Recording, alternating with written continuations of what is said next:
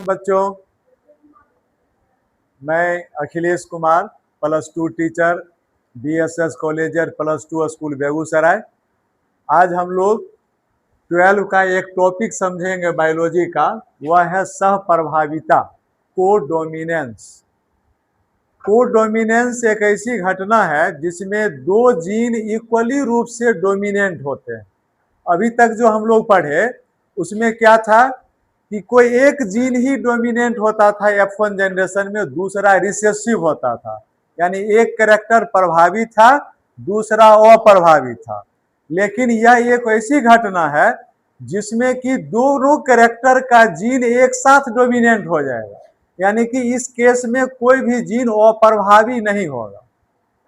तो इसका एक कॉमन एग्जाम्पल है हम लोग का ब्लड ग्रुप।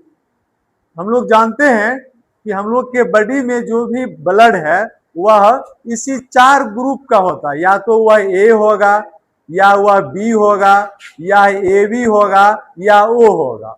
तो चूंकि ये 4 ग्रुप को रिप्रेजेंट यही 3 लेटर करता है ABO, तो इसलिए हम लोग कहते हैं ह्यूमन ABO ब्लड ग्रुपिंग। अब नेक्स्ट हम लोग देखेंगे कि कोई भी जो ग्रुप होता है, कोई बच्चा है तो उसका ब्लड ग्रुप उसके पेरेंट के द्वारा डिसाइड होगा। तो कौन कौन से जीन पेरेंट से आएगा तो बच्चा का ब्लड ग्रुप क्या होगा, इस चीज को हम लोग देखते हैं, यानी ब्लड ग्रुप और उसके पॉसिबल जीनोटाइप।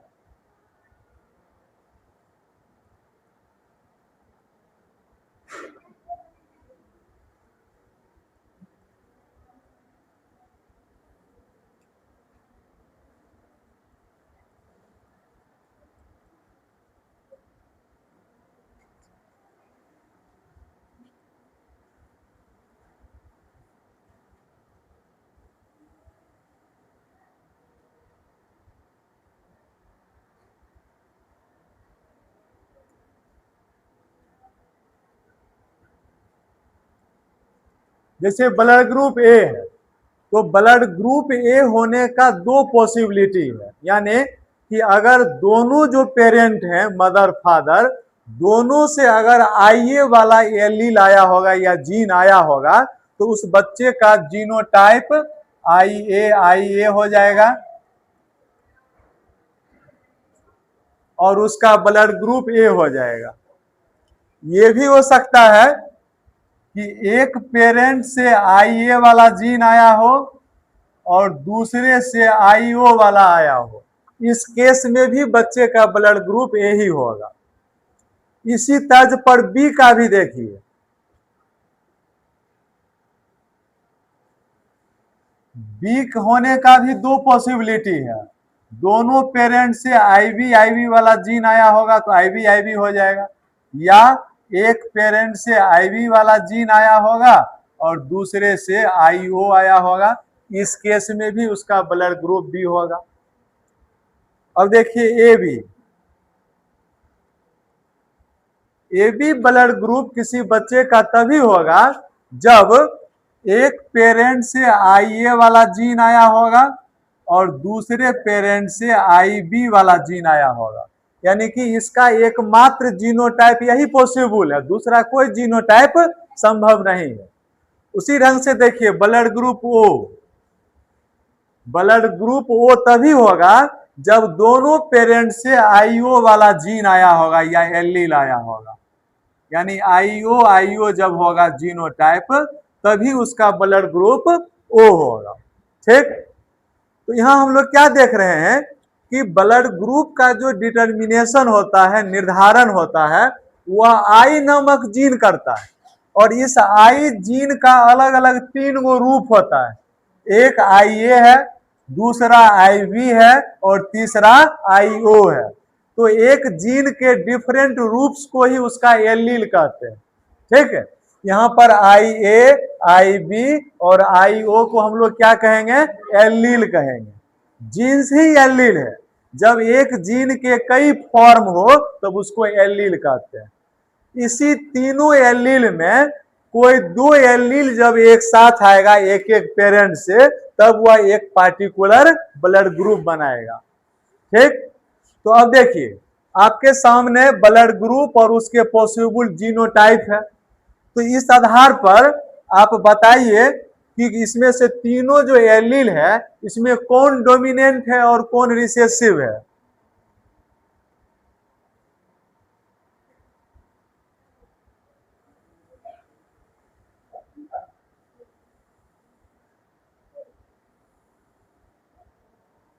देखिए कैसे पकड़ेंगे, कोई भी जीन डोमिनेंट है या रिसेसिव है वो पता चलता है हेटेरोजाइगस स्टेट में, यानी कि जब टू डिफरेंट जीन एक साथ प्रेजेंट हो तब हम लोग देखेंगे कि वहां पे कौन सा जीन अपना प्रभाव दिखाया। जैसे मेंडल वाला हम लोग क्या देखे थे कि टॉल लिए और शॉर्ट लिए। टॉल के लिए कैपिटल टी लिए थे, शॉर्ट के लिए स्मॉल टी लिए। तो इससे टी वाला जीन आया इसके गेमिट में, इससे स्मॉल टी वाला गेमिट आया। ये दोनों जब क्रॉस करेगा, फर्टिलाइज करेगा, तो F1 पीढ़ी का जो संतति आता है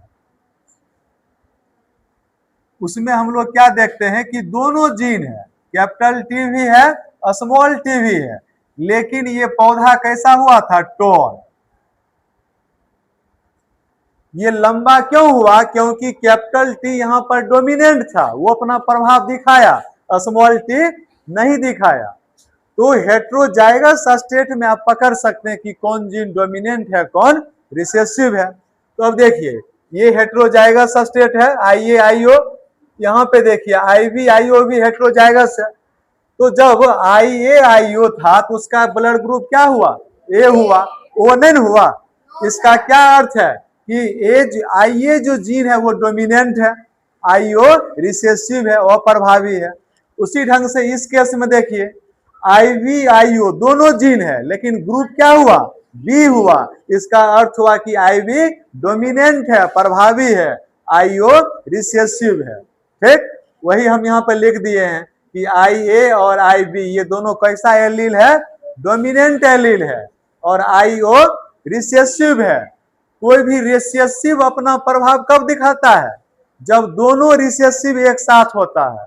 ठीक है, यानी जब होमोजाइगस स्टेट में आएगा तब वह प्रभाव दिखाएगा। तो हम लोग F2 जनरेशन में देखे थे कि जब इस कैपिटल टी स्मॉल टी का सेल्फ पॉलिनेशन कराए, सौ परागन कराए, तो वहां पर 25% प्लांट था जिसके पास कैपिटल टी था। तो यहाँ पे क्या देखे कि जो ही दोनों रिसेसिव जीन एक साथ आया बस वह प्लांट शॉर्ट हो जाता है, नाटा हो जाता है, बौना हो जाता है। ठीक, तो IO को आपने क्या देखा, रिसेसिव एलील है। तो अब देखिए यहाँ IO एक साथ आया तो O ग्रुप हो गया ना, तो पता चल गया ना कि ये तीनों एलील जो है IA, IB और IO इसमें दो गो डोमिनेंट है। IA भी डोमिनेंट है, IB भी डोमिनेंट है, लेकिन IO रिसेसिव है, अप्रभावी है। ठीक, अब देखिए AB के केस में क्या हुआ, AB का जीनोटाइप है IA और IB, तो यहाँ पर दोनों जीन है। तो बताइए यहाँ पर IA डोमिनेंट है कि IB डोमिनेंट है। IA अगर डोमिनेंट होता तो इसका ब्लड ग्रुप A होता, IB डोमिनेंट होता तो इसका ब्लड ग्रुप B होता। दोनों इक्वली डोमिनेंट है तब नहीं AB हुआ। तो AB ब्लड ग्रुप होने के लिए जितना कंट्रीब्यूशन IA जीन का है उतना ही IB का है। तो यहाँ पर क्या हुआ, दोनों जीन इक्वली डोमिनेंट है, इसी को कहते हैं कोडोमिनेंस, सहप्रभाविता। क्लियर हुआ, समझे सहप्रभाविता।